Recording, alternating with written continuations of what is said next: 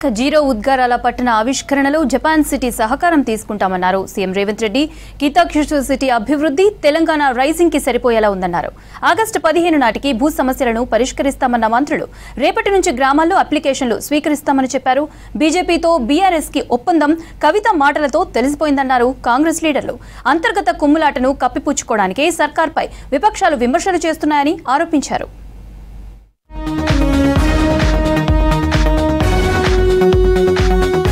జపాన్లోని కితాక్యుషు నగరం echo town మోడల్తో ప్రేరణ పొందినట్లు చెప్పారు సీఎం రేవంత్ రెడ్డి.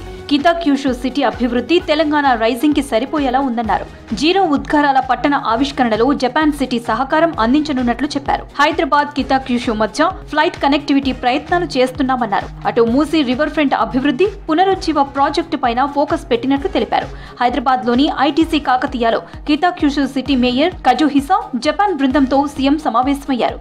హైదరాబాద్ లో ఎకో టౌన్ మోడల్ అభివృద్ధిపై కితాక్యుషు డెలిగేట్స్ తో అగ్రిమెంట్ చేసుకున్నారు సీఎం రేవంత్. ఆగస్టు 15 నాటికి భూ సమస్యలు పరిష్కరిస్తామని చెప్పారు మంత్రి పొంగులేటి శ్రీనివాసరెడ్డి. రేపటి నుంచి గ్రామాల్లోకే అధికారులు వెళ్లి అప్లికేషన్లు స్వీకరిస్తారని తెలిపారు. రాష్ట్రంలో రెవెన్యూ సదస్సులు విజయవంతం అయినట్లు చెప్పారు. 1000 మందికి తగ్గకుండా ప్రభుత్వ సర్వేయర్లను నియమిస్తామన్నారు. జనగామ జిల్లా పాలకుర్తిలో పర్యటించారు మంత్రి పొంగులేటి.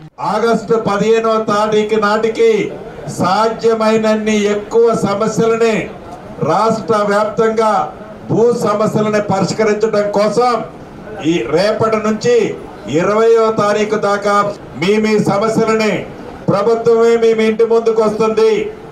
ప్రభుత్వమే రెవెన్యూ వ్యవస్థే మీ గ్రామానికి వస్తుంది.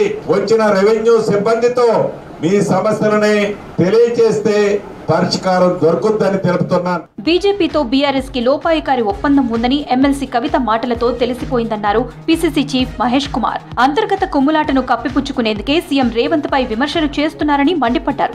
కాళేశ్వరం నోటీసులపై ఈటల హరీష్ సమావేశమయ్యారని చెప్పారు. వచ్చే ఎన్నికల్లో బీఆర్ఎస్ కి 100 సీట్లు వస్తాయని హరీష్ రావు అంటున్నారని, అసలు ఆయనకు బీఫామ్ వస్తుందో లేదో చూసుకోవాలని సూచించారు పీసీసీ చీఫ్. అసలు బీజేపీలో సీట్ల పంపకం కూడా కేసీఆర్ సూచనల మేరకే జరిగిందని రాజాసింగ్ చెప్తా ఉన్నాడు కదా. వాటికి జవాబు చెప్పే చేత కాదు మీరు. ఫస్ట్ కవిత అడిగిన ప్రశ్నలకి, కవిత వేసిన ప్రశ్నలకి జవాబు చెప్పండి, అప్పుడు మాకు క్లారిటీ వస్తుంది. తెలంగాణలో కన్ఫ్యూజన్ పొలిటీషియన్ ఈటల అన్నారు ఎంపీ చామల కిరణ్. ఈటల బీజేపీలో ఉన్న సంగతి ఆ పార్టీ నాయకులే గుర్తించడం లేదన్నారు. సోనియా గాంధీ తెలంగాణ ఇచ్చారు కాబట్టే ఆవిర్భావ సభలు జరుగుతున్నాయన్న సంగతి హరీష్ గుర్తించాలని సూచించారు. ప్రభుత్వాన్ని బద్నాం చేసేందుకు బీఆర్ఎస్ మిస్ వరల్డ్ పోటీలను కూడా కాంట్రవర్సీ చేసిందని ఆరోపించారు ఎంపీ చామల. ఈటల రాజేందర్ గారు పీడీఎస్యూ నుంచి మొదలు పెడితే బీఆర్ఎస్ పార్టీ నుంచి రైట్ వింగ్ అంటే లెఫ్ట్ వింగ్ లో పుట్టిన అని చెప్పుకునే అటువంటి ఈటల రాజేందర్ రైట్ వింగ్ లోకి వెళ్ళి ఇలా పార్టీ అధ్యక్షుడు కావాలనుకొని ఆయన భావాజాలాన్ని మార్చి పేదల తరపున పోరాటం చేయాల్సినోడు రైట్ వింగ్ లోకి వెళ్ళి కార్పొరేట్ సంస్థలతో అంటగాగినటువంటి బీజేపీలో ఉన్నటువంటి ఈ వ్యక్తి ఈ రోజు మహేష్ కుమార్ గౌడ్ గురించి మాట్లాడటాన్ని చూస్తే నవ్వాలనో ఏడవాలనో అర్థం కాదు. తెలంగాణ పోరాటంలో కాకా వెంకటస్వామి కృషి మరవలేనిదన్నారు పెద్దపల్లి ఎంపీ వంశీకృష్ణ. ఉద్యమానికి కాకాకు విడదీయలేని బంధం ఉందన్నారు. పెద్దపల్లి జిల్లా గోదావరి కనిలోని జీఎం ఆఫీసులో తెలంగాణ తల్లి కాకా విగ్రహాలను ఆవిష్కరించారు వంశీకృష్ణ. కొట్లాడి సాధించుకున్న తెలంగాణ అభివృద్ధికి తన వంతు సహాయ సహకారాలు అందిస్తానని చెప్పారు ఎంపీ.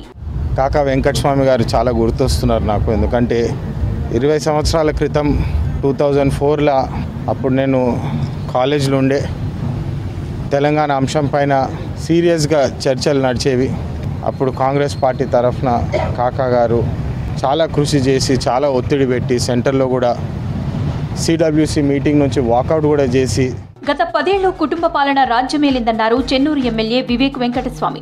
తెలంగాణ వస్తే భవిష్యత్తు బాగుంటుందని ఫైట్ చేశామన్నారు. కానీ అధికారంలోకి వచ్చాక ఒకే కుటుంబం బాగుపడిందన్నారు. ఇప్పుడు కాంగ్రెస్ బంగారు తెలంగాణ చేసేందుకు కృషి చేస్తుందన్నారు. హైదరాబాద్ సోమాజిగూడలో జరిగిన తెలంగాణ రాష్ట్ర ఆవిర్భావ దినోత్సవ వేడుకల్లో పాల్గొన్నారు వివేక్. మాస్టర్ జీ రాసిన పాటను రిలీజ్ చేశారు. ఇప్పుడు ఒక అవకాశం ఉంది, మళ్ళీ తెలంగాణను ఒక బంగారు తెలంగాణ చేసే అవకాశం మళ్ళా రావడం జరిగింది. ఈ సందర్భమున మన మాస్టర్జీ గారు ఒక మంచి పాట రాశారు. ఈ తెలంగాణలో ఎట్లా తెలంగాణ వస్తే ఎట్లా ఉంటుంది అని చెప్పి మాస్టర్జీ గారు ఈ పాట రావడం జరిగింది. ఈ రిలీజ్ చేసి అందరూ ప్రేక్షకులు కూడా ఈ పాట వినాలని చెప్పి కోరుతున్నాను. పహల్గాం ఉగ్ర ఘటనకు ముందు ఇంటెలిజెన్స్ వర్గాలు ఏం చేశాయని ప్రశ్నించారు కాంగ్రెస్ నేత జగ్గారెడ్డి. దీనిపై ప్రధాని మోదీ, కేంద్ర మంత్రులు కిషన్ రెడ్డి, బండి సంజయ్ సమాధానం చెప్పాలన్నారు. వైఫల్యాలను కప్పిపుచ్చుకోవడమే బీజేపీ విధానమా అని ప్రశ్నించారు. ట్రంప్ జోక్యంపై బీజేపీ సిగ్గుపడాలన్నారు జగ్గారెడ్డి. ప్రధానమంత్రి మోడీ గారే కదా 3సారి ప్రధానమంత్రి అయ్యింది. ఆ కేబినెట్ లో మీరిద్దరు ఉన్నారు కదా, కిషన్ రెడ్డి గారు, బండి సంజయ్ గారు. కాంగ్రెస్ పార్టీ సూటిగా ఇదే తెలంగాణ గడ్డ మీద నుంచి రాహుల్ గాంధీ గారి నాయకత్వంలో సూటి ప్రశ్న, పాకిస్తాన్ మిలిటెంట్లు భారతదేశంలో ఎంట్రీ అయి కాశ్మీర్కు వచ్చి 26 మందిని ఫైరింగ్ చేసి చంపారు. కేంద్ర ప్రభుత్వ ఇంటెలిజెన్స్ ఏం చేసింది? దానికి ఇప్పటి వరకు మీరు జవాబు చెప్పిర్రా? దేశ ప్రజలతో పాటు తెలంగాణ ప్రజలకు, తెలుగు ప్రజలకు మీరు జవాబు, మేము అడిగిన ప్రశ్న ముందు నంబర్ 1, మీరు దీని జవాబు చెప్పకుండా రాహుల్ గాంధీ గారి మాట్లాడితే తెలంగాణ గడ్డ మీద మిమ్మల్ని ప్రతిఘటిస్తాము. ఎమ్మెల్సీ కవిత బీజేపీ వదిలిన బాణమని విమర్శించారు కాంగ్రెస్ సీనియర్ నేత మధు యాష్కి గౌడ్. బీజేపీ డైరెక్షన్లోనే కవిత పనిచేస్తున్నారని చెప్పారు. అక్కడ బీఆర్ఎస్ వీక్ అయితే బీజేపీ బలపడుతుందని చెప్పారు. అదే కోణంలో లేఖ అంశం తెరపైకి తెచ్చారని చిట్ చాట్లో ఆరోపించారు మధు యాష్కి.